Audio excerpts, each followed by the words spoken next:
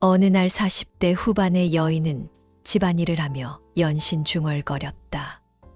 내 인생은 왜 이럴까?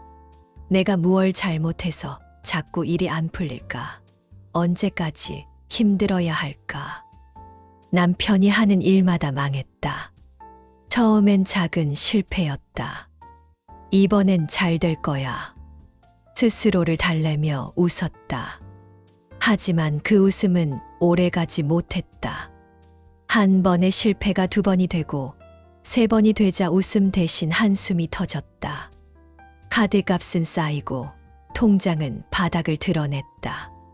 밤마다 남편은 말없이 천장을 바라보고 나는 부엌에 앉아 뜨거운 물을 한 잔 들이켰다.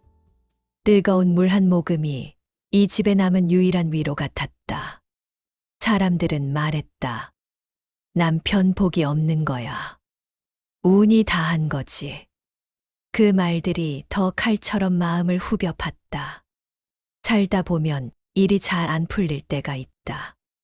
아무리 노력해도 벽처럼 막히고 발버둥 칠수록 늪에 빠지듯 더 힘들어지는 순간. 그럴 때 사람 마음은 무너진다.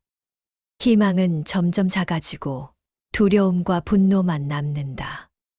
나는 그때 처음으로 부처님 앞에 앉았다. 눈물이 멈추지 않았다. 부처님, 살려주세요. 제 남편이 더 이상 무너지지 않게 해주세요. 우리 가족이 버틸 수 있게 해주세요. 절망 속 중년 여인의 이야기. 결혼 15년 차.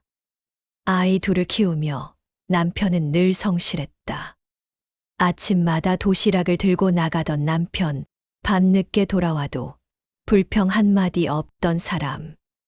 그런 남편이 40대 중반 사업을 시작하면서부터 꼬이기 시작했다. 처음에는 친구의 제안으로 작은 가게를 열었다. 손님은 드물고 월세는 무거웠다. 몇 달을 버티다 결국 접었다. 괜찮아, 다시 하면 돼. 그때만 해도 나는 남편을 믿었다. 두 번째 도전. 이번엔 배달 사업이었다. 대출까지 받았다. 하지만 비슷한 가게가 우후죽순으로 생기며 금세 수익이 줄었다. 남편은 밤마다 휴대폰을 붙들고 한숨만 쉬었다. 세 번째 도전은 더 끔찍했다. 아예 크게 벌어보자며 공장을 차렸다. 하지만 경험 없는 공장은 생각보다 훨씬 가혹했다. 납품 대금은 밀리고 직원 월급은 쌓여갔다. 나는 어느 날 깨달았다. 우린 이제 끝났구나. 집안의 돌덩이 같은 절망이 깔렸다. 숨이 막혔다. 지옥 같았던 나날들, 가정의 파괴. 그때부터 우리 집은 지옥이었다. 말 그대로 지옥이었다. 새벽 2시, 3시까지 남편은 컴퓨터 앞에서 머리를 감싸 쥐고 앉아 있었다. 계산기를 두들기고 또 두들기고 숫자는 항상 마이너스였다. 빚만 늘어갔다. 여보, 밥 먹어요. 내가 말을 걸어도 대답이 없었다. 남편의 눈은 이미 죽은 사람 같았다. 살아있지만 살아있지 않은 그런 사람의 눈이었다. 아이들도 눈치를 봤다. 큰아이는 중학교 2학년, 작은아이는 초등학교 4학년. 아이들이 엄마, 아빠 왜 그래? 하고 물어오면 나는 대답할 말이 없었다. 괜찮다, 괜찮아. 거짓말을 해야 했다. 하지만 아이들은 바보가 아니었다. 집안 분위기가 시멘트처럼 굳어 있다는 걸 알고 있었다. 큰아이는 성적이 떨어지기 시작했다. 작은아이는 밤에 자주 울었다. 나는 아이들을 달래면서도 내 마음이 찢어졌다. 내가 이 아이들에게 뭘 물려주고 있는 거지. 더 끔찍한 건 채권자들의 전화였다. 하루에 수십 통씩 걸려왔다. 언제까지 이럴 거야? 약속 지켜. 우리도 살아야 한다고. 전화벨 소리만 들어도 온몸이 얼어붙었다. 나는 남편 대신 전화를 받아야 했다. 사과하고 사정하고 구걸했다. 죄송합니다. 조금만 기다려 주세요. 꼭 갚을게요. 내가 평생 해본 적 없는 말들을 해야 했다. 자존심, 그런 건 이미 바닥에 던져버렸다. 이때쯤 남편이 술을 마시기 시작했다. 전에는 술을 거의 안 마시던 사람이었는데, 이제는 매일 밤 소주를 마셨다. 마시고 또 마시고, 당신 술 그만 마셔요. 그럼 뭘 하라고, 뭘 하라고. 남편이 고함을 질렀다. 15년 결혼 생활에서 처음 듣는 고함이었다. 나는 그날 밤 아이들과 함께 울었다. 사람들의 시선과 모든 것을 잃어가는 절망, 더 견디기 힘든 건 사람들의 시선이었다. 동네 마트에 가면 사람들이 수군거렸다. 저 집 남편 사업 망했다며 빚이 얼마나 된다던데. 아이들 학교에 가는 것도 두려웠다. 다른 엄마들이 나를 보는 눈이 달랐다. 동정과 경계가 섞인 그런 시선. 우리 애랑 너무 어울리지 말라고 해. 한 엄마가 다른 엄마에게 하는 말을 우연히 들었다. 그 순간 내 가슴에 비수가 꽂히는 것 같았다. 형편이 어려워지자 모든 게 끊어지기 시작했다. 보험도 끊고 휴대폰 요금제도 가장 싼 걸로 바꿨다. 아이들 학원도 하나씩 끊어야 했다. 엄마, 왜 태권도 그만둬야 해? 작은 아이가 물었다. 엄마가 말이 나오지 않았다. 집에서 나가야 할 상황도 여러 번 있었다. 월세를 밀렸을 때 집주인이 찾아와서 언제까지 이럴 거냐며 소리를 질렀다. 그날 밤 나는 아이들을 붙잡고 펑펑 울었다. 우리가 길거리로 나앉는 건 아닐까 공포가 엄습했다. 남편은 그 모든 걸 지켜보면서 점점 더 무너져 갔다. 말수는 더 줄어들고 표정은 더 굳어갔다. 때로는 나를 보는 남편의 눈에서 죄책감과 자책을 읽을 수 있었다. 그런 남편을 보면 나도 미쳐버릴 것 같았다. 내가 뭘 잘못했지? 왜 우리 가족이 이런 고생을 해야 하지? 원망과 분노가 차올랐다. 남편을 원망하고 세상을 원망하고 나 자신을 원망했다. 그때 이웃 할머니가 말했다. 딸, 힘들 때일수록 절에 가봐. 부처님은 내 얘기를 끝까지 들어주셔. 나는 반신반의하며 동네 절에 갔다. 작은 마당, 은은한 향 냄새. 부처님 앞에 앉자마자 눈물이 쏟아졌다. 기도도 몰랐다. 그저 중얼거렸다. 부처님 살려주세요. 저희 남편 좀 살려주세요. 스님은 조용히 내게 말했다. 세상은 내 뜻대로 흘러가지 않는다. 억지로 붙잡을수록 더 멀어진다. 마음을 먼저 붙잡으시오. 기도란 세상을 바꾸려는 게 아니라 내 마음을 바로 세우는 것이오. 스님이 가르쳐준 구체적인 대처법. 스님은 내게 절박한 상황에서 어떻게 살아남아야 하는지 구체적으로 가르쳐 주셨다. 먼저 패닉 상태에서 벗어나야 한다. 불안과 공포에 휩싸이면 올바른 판단을 할 수 없다. 나무아미타불, 나무관세음보살. 제 마음의 불안을 가라앉혀 주소서. 혼란 속에서도 지혜로운 판단을 할 수 있게 해 주소서. 이 기도를 하루에 108번씩 염주를 돌리며 했다. 처음에는 별 느낌이 없었다.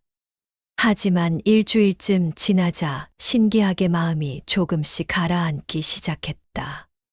도망치려 하지 말고 현실을 정확히 파악하라. 부처님은 현실 도피가 아니라 현실 수용을 가르치신다. 스님은 내게 종이에 우리 집 상황을 정확히 써보라고 했다. 빚이 3억 2천만 원. 월 수입 0원, 남편 실업 상태였다. 월 지출 최소 250만 원. 집 전세 2억. 2년 후 만료. 아이들 교육비 월 80만 원. 써놓고 보니 절망적이었다. 하지만 스님은 말했다. 이제 적어도 내가 어디 서 있는지는 안다. 모르고 헤매는 것보다 낫다. 모든 고통에는 원인이 있다. 전생의 업일 수도 있고 이생의 잘못일 수도 있다. 참회를 통해 업장을 소멸시켜야 한다. 부처님 앞에 참회합니다. 제가 알게 모르게 지은 모든 죄업을 참회합니다. 남편이 지은 모든 업을 참회합니다. 우리 가족의 업장을 부처님의 자비로 소멸시켜 주소서. 원한을 가진 모든 존재들께 용서를 구합니다. 참회를 하면서 스님이 말한 게 떠올랐다. 사업 실패도 우연이 아니다.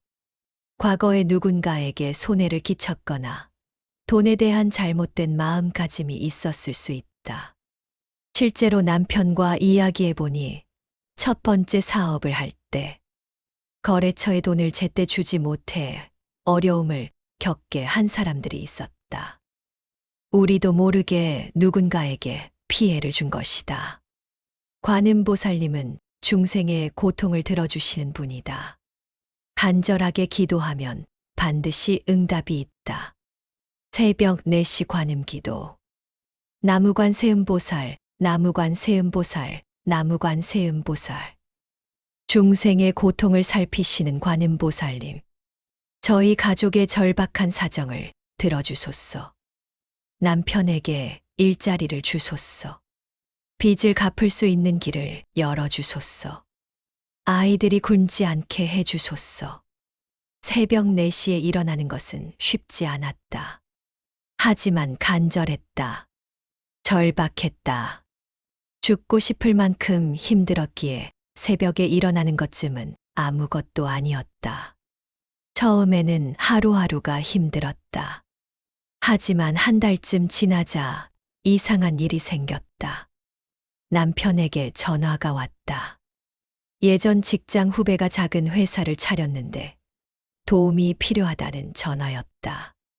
스님은 단순히 기도만 하라고 하지 않았다. 실제 생활에서 어떻게 해야 하는지도 구체적으로 가르쳐 주셨다. 돈의 흐름을 정확히 파악해야 한다. 들어오는 돈과 나가는 돈을 매일 기록하라. 나는 가계부를 쓰기 시작했다. 10원짜리까지 정확히 기록했다. 그러자 놀라운 발견을 했다. 필요 없는 곳에 새어나가는 돈이 한 달에 40만 원이나 됐다. 부처님, 오늘 하루도 검소하게 살게 해주소서. 필요한 것과 원하는 것을 구분할 수 있는 지혜를 주소서. 적게 쓰고 만족할 줄 아는 마음을 주소서. 아무리 어려워도 감사할 것을 찾아라. 감사하는 마음에서 복이 싹 튼다. 매일 밤 감사 일기를 썼다. 오늘 하루 굶지 않아서 감사합니다. 집에서 잘 수 있어서 감사합니다.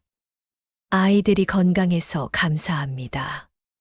남편이 포기하지 않아서 감사합니다. 처음에는 억지로 쓰는 것 같았다. 하지만 한 달쯤 지나자 정말로 감사한 마음이 생겼다. 가정이 무너지면 모든 것이 무너진다. 가족이 하나가 되어야 어려움을 이겨낼 수 있다. 스님이 가르쳐 준 대로 남편을 비난하지 않고 격려하는 말을 했다. 아이들에게도 솔직하게 얘기했다. 지금 우리 집이 어려운 상황이야. 하지만 가족이 함께 노력하면 반드시 좋아질 거야. 큰아이는 알바를 하겠다고 했다. 중학생에게 알바는 무리지만 그 마음이 고마웠다. 작은아이는 용돈을 모아서 가족을 도우겠다고 했다. 매일 저녁 8시 가족이 모여서 함께 기도하는 시간을 만들었다. 부처님, 우리 가족을 지켜주소서. 서로 사랑하고 도우며 이 어려움을 이겨내게 해주소서. 하루하루 감사하며 살아가게 해주소서. 가족이 함께 기도하니까 집안 분위기가 달라졌다. 예전에는 각자 방에 틀어박혀 있었는데 이제는 거실에 모여 앉아 대화를 하게 됐다. 기도를 시작한 지 3주쯤 됐을 때였다.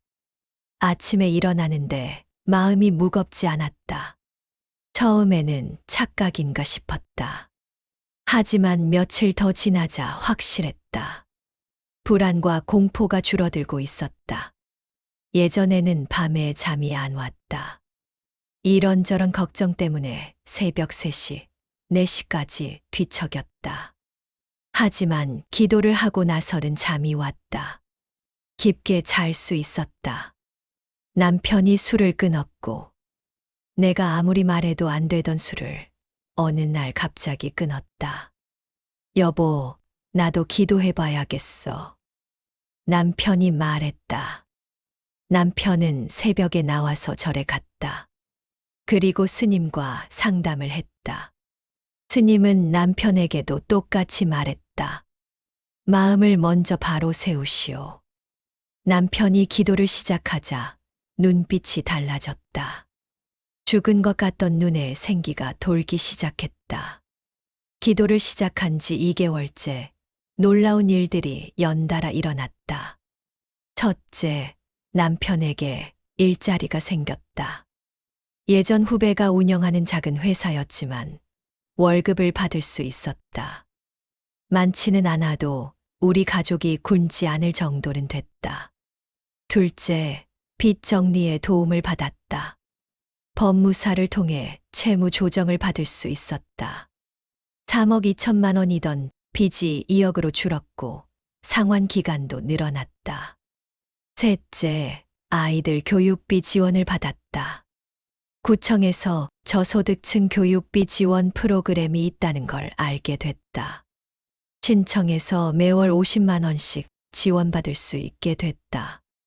이런 일들이 우연일까? 나는 부처님이 도와주신 거라고 믿었다. 더 깊어진 신행생활. 스님은 기도만 하지 말고 경전도 공부하라고 하셨다. 부처님 말씀을 알아야 올바른 기도를 할 수 있다. 반야심경부터 시작했다. 처음에는 한자도 모르고 뜻도 몰랐다. 하지만 매일 읽다 보니 조금씩 이해가 됐다. 색 즉 시공 공 즉 시색. 모든 것은 공하다는 말씀. 우리의 고통도 어려움도 모두 영원하지 않다는 뜻이었다. 보시행. 형편이 어려운데 보시를 할 수 있을까 싶었다. 하지만 스님은 말했다. 보시는 많이 하는 게 아니라 정성으로 하는 것이다. 매달 5만 원씩 절에 보시했다. 우리 형편에는 큰 돈이었지만 부처님께 받은 은혜를 생각하면 당연한 일이었다. 또 시간 보시도 했다. 주말마다 절에 가서 청소를 도왔다. 마당 쓸고 법당 닦고 공양간 일을 도왔다. 보시를 하고 나면 마음이 가벼워졌다. 받기만 하는 게 아니라 줄 수도 있다는 생각에 자존감도 회복됐다. 108배. 몸이 허약해진 남편을 위해 매일 108배를 했다. 무릎이 아프고 허리가 아팠지만 남편의 건강을 위해서라면 참을 수 있었다. 부처님, 제 남편의 몸과 마음을 건강하게 해주소서. 스트레스로 망가진 몸을 회복시켜 주소서. 다시 일어설 힘을 주소서. 108배를 하면서 땀을 흘리고 나면 마음도 깨끗해지는 느낌이었다. 시련 속에서 깨달은 부처님 말씀. 인내의 중요성. 잠을 잊는 자 3번이면 살인을 면한다는 말씀처럼 모든 어려움은 참고 견디는 것에서 시작됐다. 예전의 나라면 이런 상황에서 포기했을 것이다. 하지만 기도를 통해 인내하는 법을 배웠다. 하루하루 버티다 보니 상황이 조금씩 나아지기 시작했다. 무상의 깨달음. 이 또한 지나가리라. 부처님이 가르치신 무상의 진리였다. 좋은 일도 영원하지 않지만 나쁜 일도 영원하지 않다. 우리의 어려움도 언젠가는 지나갈 것이라는 믿음이 생겼다. 인연의 소중함. 어려울 때 도와주신 분들, 함께 기도해 주신 불자들, 격려해 주신 스님. 모든 인연이 소중하다는 걸 깨달았다. 예전에는 당연하게 여겼던 것들이 얼마나 고마운 인연인지 알게 됐다. 구체적인 생활 변화와 회복 과정. 남편의 월급으로 기본 생활은 할 수 있게 됐다. 아직 빚 갚기는 어려웠지만 더 이상 빚이 늘어나지는 않았다. 아이들이 밝아졌다. 가족이 함께 기도하고 대화하면서 집안 분위기가 따뜻해졌다. 나 자신도 변했다. 예전에는 하루하루가 지옥 같았는데 이제는 감사할 일들을 찾게 됐다. 남편이 승진했다. 작은 회사였지만 팀장이 됐고 월급이 50만 원 올랐다. 또 부업도 시작했다. 주말에 친구들과 함께 소규모 용역 일을 받아서 하기 시작했다. 나도 파트타임 일을 구했다. 오전에 마트에서 4시간씩 일했다. 많지 않아도 월 80만 원 정도 벌 수 있었다. 빚을 본격적으로 갚기 시작했다. 매월 100만 원씩 갚아 나갔다. 이 속도로 가면 15년 후에는 완전히 갚을 수 있을 것 같았다. 아이들도 다시 학원에 보낼 수 있게 됐다. 큰아이는 고등학교에 진학했고 작은아이도 태권도를 다시 시작했다. 가장 큰 변화는 우리 가족의 마음이었다. 예전보다 더 끈끈해졌고 서로를 더 사랑하게 됐다. 내가 지옥 같은 시간을 보내면서 터득한 것들을 나누고 싶다. 지금 나와 같은 상황에 있는 분들에게 도움이 되길 바라며. 첫째, 자살 생각을 멈춰라. 나도 그런 생각을 했다. 차라리 죽는 게 낫겠다는 생각. 하지만 죽음은 해결책이 아니다. 죽으면 더 큰 업을 짓는 것이다. 나무 아미타불, 나무 아미타불. 부처님, 죽고 싶은 마음을 거두어 주소서. 살아갈 용기를 주소서. 이 고통도 지나갈 것임을 깨닫게 해 주소서. 이 기도를 죽고 싶다는 생각이 들 때마다 했다. 신기하게도 마음이 진정됐다. 둘째, 술이나 도박으로 도피하지 마라. 더 큰 구렁텅이로 빠진다. 남편이 술을 마실 때 얼마나 상황이 더 나빠졌는지 몸소 체험했다. 셋째, 가족에게 화를 내지 마라. 어려울 때일수록 가족이 하나가 되어야 한다.